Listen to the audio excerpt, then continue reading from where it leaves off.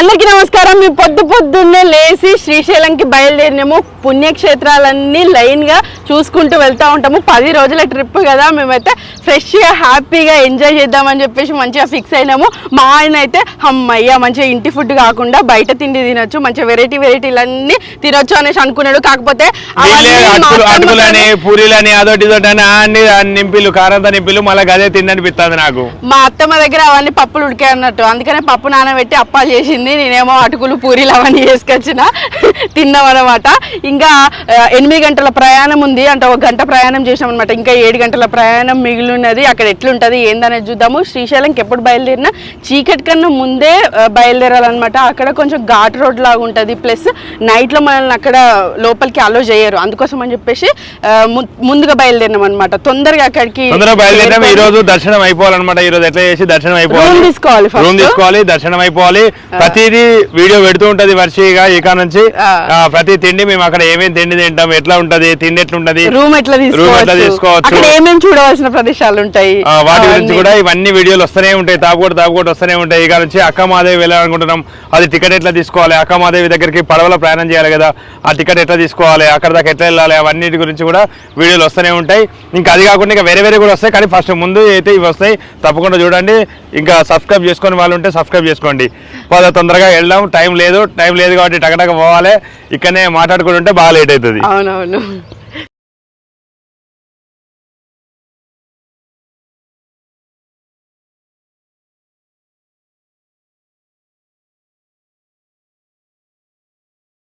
వాడనుకోని దరి చేర్చుకో జంగమా.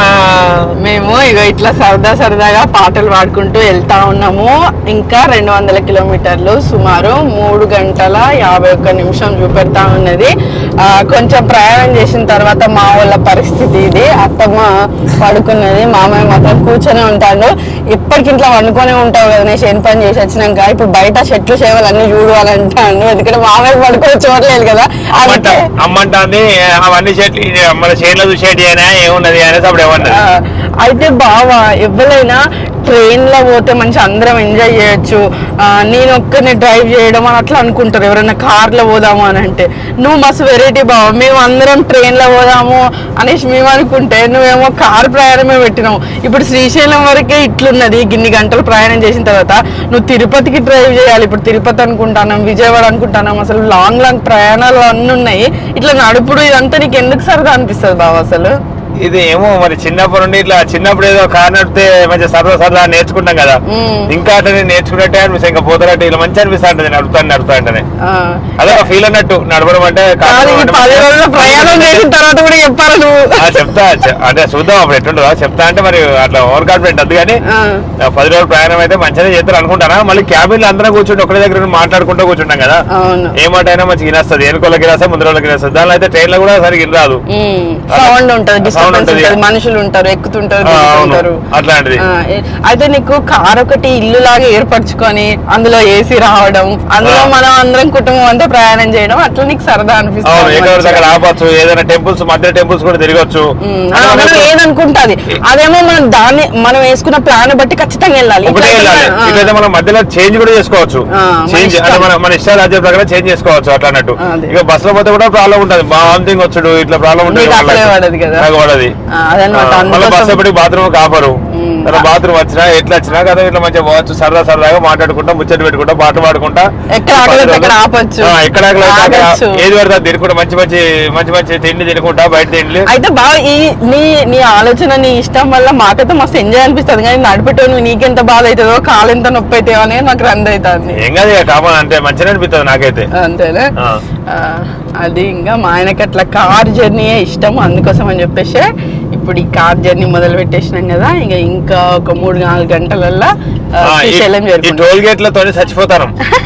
మేము వచ్చే వరకే అంటే మొత్తం తిరిగి ఇప్పుడు మేము తిరుపతికి అంతా తిరిగి వచ్చే వరకు 5-6 వేల టోల్ గేట్ కట్టేట్టున్నాం. మా ఆయన రూపాయలు ఇక్కడనే ఉడుస్తాను అని బాధపడతాను. ఇవాళ శ్రీశైలం ప్రయాణించేటప్పుడే స్టార్టింగ్ అంటే ఇంకా శ్రీశైలం పోవడానికి ఇంకెంత ఉంది, ఇంకా 200 కిలోమీటర్ల దాకా ఉంది. ఇప్పటికే 6 టోల్ గేట్లు ఏమో కట్టినాం. అయితే ఫాస్ట్ ట్యాగ్ ఉన్నది, వాళ్ళే కట్ చేసుకున్నాడే. అది టోల్ గేట్లు అన్ని కట్టుకుంటా ఓడైతుంది. ఇక ఎట్లున్నామో పోతూనే ఉన్నాం. ఇక అత్తమ్మ నిద్ర పడతాందా మంచిగా? నిద్ర పడుతుంది బిడ్డ మంచిగా రిలీఫ్ అనిపిస్తుంది ఇక రిలీఫ్ చల్లగా ఉన్నది ఇందా బయట ఫుల్ ఎండ కొట్టినట్టున్నది బయట దిగితే ఇంట్లో చల్లగా ఉన్నది అసలు ఇంట్లో ఉన్న దానికంటే ఇంకా చల్లగా ఉన్నది ఈ ఇళ్ళనే మంచిగా అనిపిస్తుంది దానిలో పోదామంటే ఇక ట్రైన్ లో పోయినా బస్సులో పోయినా కొంచెం మంచి అనిపించకపోవు కదా కష్టం అనుకున్నా గానీ ఇదే సుఖం ఉన్నది కానీ భగవంతుడే ఇక దేవుడు మంచిగా తీసుకుపోయి మంచిగా తీసుకురావాలి మొదటి రోజు కదా కొంచెం మంచిగా అనిపిస్తుంది తర్వాత రోజు కొంచెం నొప్పులు అనిపిస్తుంది ఏమో తెలియదు ఇక దేవుంది మూడో రోజు అబ్బో అనిపిస్తుంది నాలుగో రోజు అలవాటు అవుతుంది చిన్న ఎక్కడ తీసుకొచ్చినావురా నాలుగో రోజు అలవాటు అవుతుంది కానీ ఐదో రోజు ఇక కామన్ ఇక గింతే గింతే అనిపిస్తుంది ఆరో రోజు మనకి ఇల్లు లేదు కావచ్చు ఇదే ఇల్లు కావచ్చు అనిపిస్తుంది ఏడెనిమిది రోజు అంత ఇల్లు అంతా మర్చిపోతాం మన ఊరే మర్చిపోతాం లాస్ట్ టైం మీకు అట్లా చేసింది లాస్ట్ టైం పిల్లలు అయితే మన ఇల్లు ఎట్లుంటది అసలు నాకు గుర్తుకొస్తలేదు వైజాగ్ పోయినప్పుడు అప్పుడు 9 రోజులు అయింది అయితే అయ్యో వైజాగ్ పోయినప్పుడు మన ఇల్లు ఎట్లుంటది డాడీ అసలు మన ఇల్లునే మర్చిపోయినా అని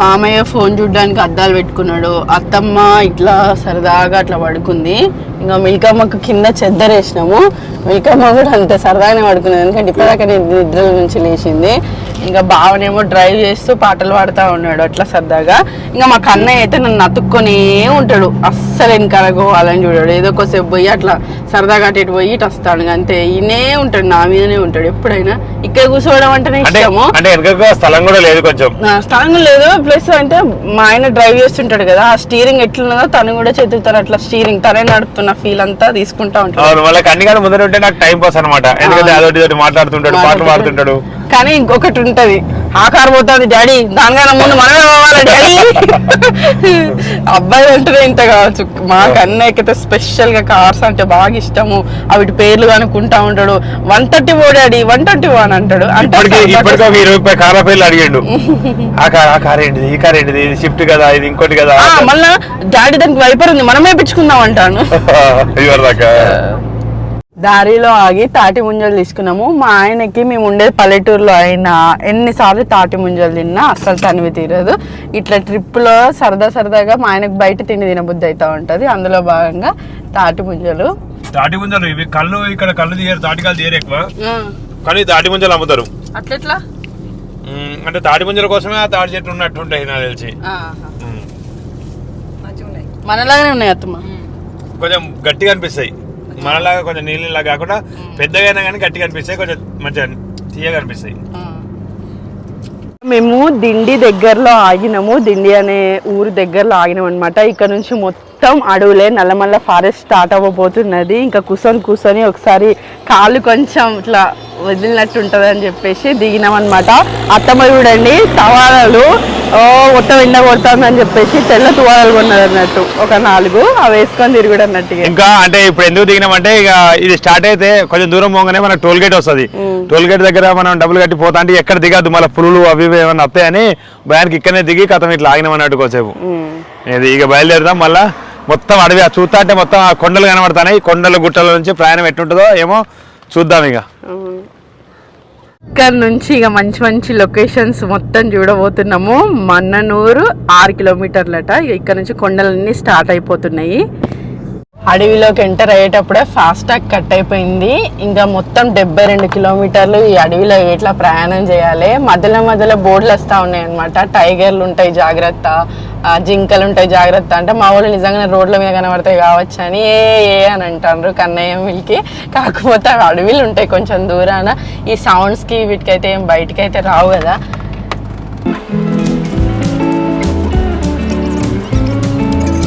ఘాట్ రోడ్ ఇటు పక్కకు చూస్తే మొత్తం ఎత్తునున్నాము పక్కకు కూడా కొండలు కనిపిస్తా ఉన్నాయి దోమలపెంట గ్రామం తర్వాత మొత్తం జిగ్జాగ్ రోడ్ ఉంది ఈగలపెంట గ్రామం కూడా దాటినాము అక్కడ నుంచి కూడా జిగ్జాగ్ ఉంది ఇక ఈగలపెంట దగ్గర మొత్తం ఇట్లున్నది లొకేషన్ ఇట్లా చూపెడుతుంది ఇక్కడ కొంచెం డేంజర్ అనిపిస్తూ ఉంటది ఇంకో ఇన్ని ఘాట్ రోడ్లు దాటుకుంటూ వెళ్ళాలి ఈ వాటర్ మీద నుంచి మనం పోతాము ఇంకా ఇటు ఈ కొండ మీద నుంచి ప్రయాణం చేస్తున్నాము అటు అవతల కొండ కనిపిస్తుంది కదా సెల్ టవర్స్ నుంచి మళ్ళీ దారి అటు సైడ్ వెళ్ళాలన్నమాట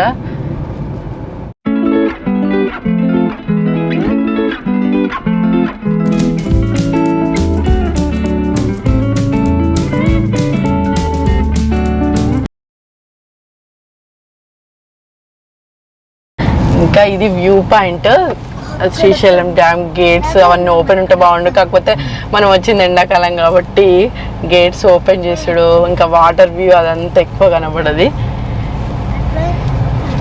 అట్లా ఎండాకాలం కొట్టొచ్చినట్టు కనబడతా ఉందన్నమాట. డ్యామ్ నీళ్ళు ఎక్కువ లేవు.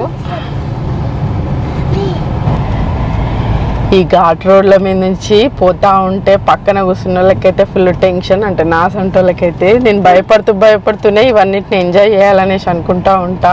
అసలు డేంజర్ అనిపిస్తూ ఉన్నది. మా ఆయనకు మాత్రం ఇటువంటి టాస్క్లు అంటే బాగా ఇష్టం. పోయినసారి అరకు పోయినప్పుడు కూడా ఘాట్ రోడ్లు టెన్షన్ పడుతూనే మస్తు థ్రిల్ ఉంది అని చెప్పేసి నన్ను ఎప్పటికీ ఏడిపించడు అనమాట.